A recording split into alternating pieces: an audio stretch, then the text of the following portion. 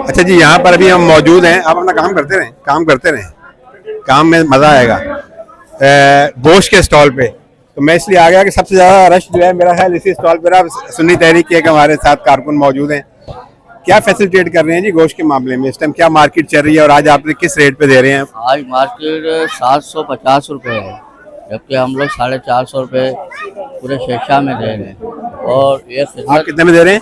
450 रुपये। 450 तकरीबन माशाल्लाह 150-200 रुपए का फर्क है। हाँ, 300 रुपये का फर्क है।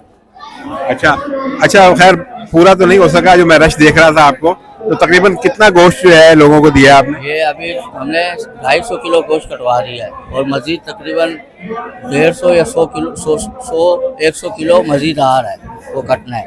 और इंशाल्लाह ये भी कट के बन जाएगा। ये भाई हमारे हैं जो काट रहे हैं। कैसा रहा जी आज का तजर्बा? नेकी भी और काम भी? नहीं, माशाल्लाह ये आप लोग जो काम कर रहे हो बहुत बेहतरीन कर रहे हो। और जो ना आवाम को काफ़ी रिलीफ मिल रहा है इस चीज़ से। 450 में चिकन, गरीब आवाम चिकन खाएगी, माशाल्लाह आपको बहुत दुआएं देगी।